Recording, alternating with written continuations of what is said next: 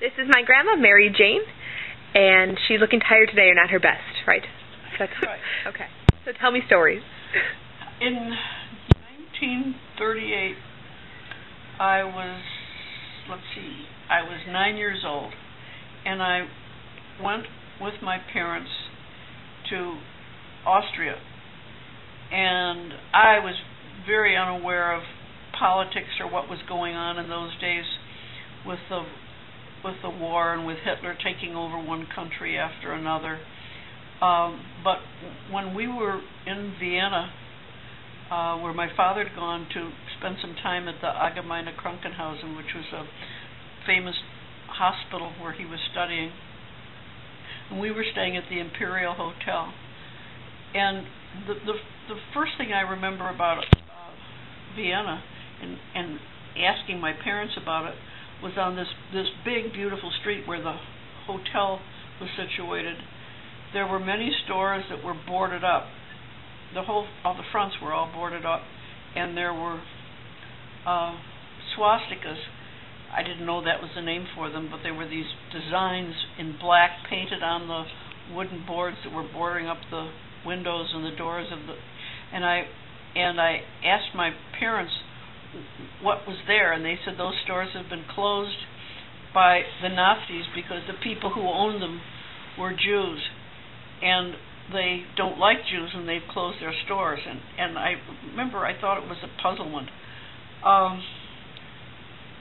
In the papers in Chicago before we left, which I sort of looked at to look for the funnies, there were cartoons at the time of Hitler, and the cartoons always showed his funny mustache, and he always had his hand up in the air because everybody said Heil Hitler.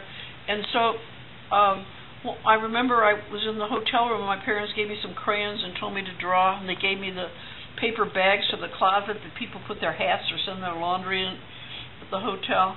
And I was drawing pictures, and my father came over to look and see what I was drawing, and saw that I was drawing cartoons of Hitler. Oh, I remember he just about had a bird and said, "Oh, little Mary Jane, you can't be drawing." Did you just think he was a strange little funny man? Well, I thought he was sort of a cartoon character. Yeah. There were swastikas all over the town, and so I was drawing cartoons of this, this stupid man with his little mustache. Hitler. But so my father took the bags away from me and tore them up in little tiny pieces because he was afraid I'd be, going off to jail or something. Yeah. Cartoons were of Hitler like he was some goofy man that nobody had to worry about, that he wasn't, The other memory I had, though, that's the more unusual one, is that while we were there, I went with my father down into the lobby of the hotel. It was a big, beautiful lobby as I remember it, but everything seems bigger when you're only 9 years old.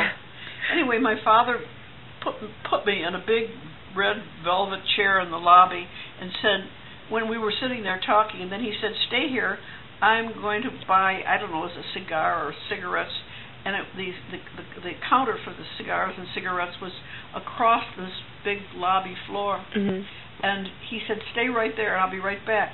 And he went over to this counter, and he apparently asked the woman who was selling the cigars, he apparently said to her, "I understand Goebbels is staying in the hotel."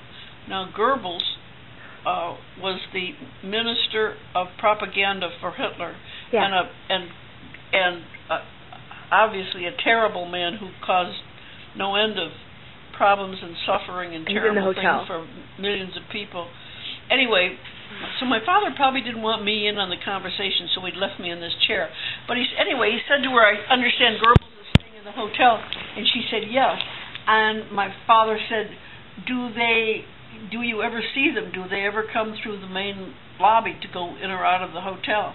And she said, "Yes, they do." And he said, "Really?"